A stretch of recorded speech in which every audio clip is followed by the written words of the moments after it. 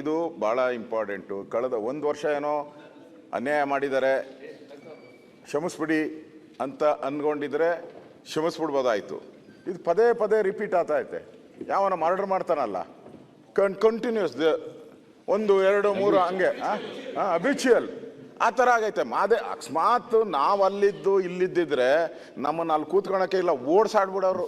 Road ಒಡಿಮಗ ಅಂತ ಓಡಾಡ್ಬಿಡೋರು. ನಾವು ದಲಿತರ ಪರ ಅಂತ ಹೇಳುವಂಥ ಮಾದೇವಪ್ಪನವರು, ನಿಮ್ಮ ಕಪ್ಪು ಚುಕ್ಕೆ ಬಿದ್ದೋಗ್ತೈತೆ ನೋಡಿ. ನಿಮ್ಮೆಲ್ಲರಿಗೂ ಪರಮೇಶ್ವರ್ ಅವರು ಇದ್ದಾರೆ, ಎಲ್ಲರೂ ಇದ್ದಾರೆ. ಈ ಹಣನ ನೀವು ಪದೇ ಪದೇ ಏನೋ ಒಂದು ಸರಿ ಏನೋ ಮಿಸ್ಟೇಕ್ ಆಯಿತು ಪರವಾಗಿಲ್ಲ, ಪದೇ ಪದೇ ಡೈವರ್ಟ್ ಮಾಡ್ತಾ ಇದ್ದೀರ. ಪದೇ ದಲಿತರ ಹಣ ಇದು. ನಾನು ಉದಾಹರಣೆಗಳು ಕೊಟ್ಟೆ, ಚಂದ್ರಪ್ಪ ಹೇಳ್ದ, ನಾನು ಉದಾಹರಣೆ ಕೊಟ್ಟೆ. ಮಹಾರಾಷ್ಟ್ರದಲ್ಲಿ ಯಾವ ರೀತಿ ಇದಕ್ಕೆ ಸಪ್ರೇಟ್ ಸನ್ಮಾನ್ಯ ಇಂದಿರಾ ಗಾಂಧಿ ಅವರಿದ್ದಾಗ ಮಹಾರಾಷ್ಟ್ರದಲ್ಲಿ ಮಾಡಿದಂಥ ಒಂದು ಕಾನೂನನ್ನು ತಗೊಂಡು ಇಂದಿರಾ ಗಾಂಧಿಯವರು ಎಲ್ಲ ಮುಖ್ಯಮಂತ್ರಿಗಳಿಗೆ ಪತ್ರ ಬರೆದರು.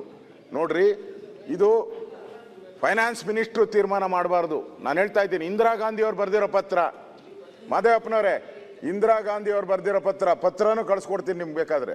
ಇಂದಿರಾ ಗಾಂಧಿಯವ್ರು ಪತ್ರ ಬರೆದಿದ್ದಾರೆ, ಮಹಾರಾಷ್ಟ್ರದಲ್ಲಿ ಈ ಥರ ಮಾಡಿದ್ದಾರೆ. ದಲಿತರ ಅಮೌಂಟ್ ಏನು ನೀವು ಫಿಕ್ಸ್ ಮಾಡ್ತೀರಾ?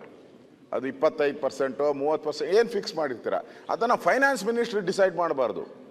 ಕನ್ಸರ್ನ್ಡ್ ಮಿನಿಸ್ಟರ್ ಮಾದೇವಪ್ಪನವರು ಕೂತು ಎಲ್ಲ ಇಲಾಖೆಯನ್ನು ಕರಿಬೇಕು. ನಿಮ್ಮ ಇಲಾಖೆಯಲ್ಲಿ ದಲಿತರಿಗೆ ಎಷ್ಟು ಕೊಡ್ಬೋದು ಅಂತ ಎಲ್ಲ ಇಲಾಖೆ, ಹೆಲ್ತಿಂದ ಹಿಡಿದು ಎಲ್ಲ ಇಲಾಖೆಯವ್ರು ಕರೆದು ಅಲಾಟ್ ಮಾಡಬೇಕು. Just like A finance minister.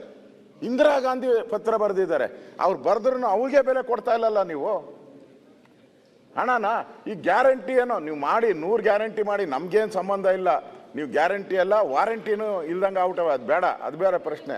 ಈ ದಲಿತರ ಅಮೌಂಟ್ನ ನುಂಗಕ್ಕೆ ಎಷ್ಟು ಧೈರ್ಯ ನಿಮಗೆ? ದಲಿತರ ಅಮೌಂಟ್ನ ನುಂಗಕ್ಕೆ ಎಷ್ಟು ಧೈರ್ಯ ನಿಮಗೆ? ಬೇರೆಯವ್ರು ನುಂಗಿದ್ರೆ ಬಿಡ್ತಾ ಇದ್ದೀರಾ ನೀವು? ಮಂತ್ರಿಗಳು ಅನ್ಯಾಯ ಅಲ್ವಾ?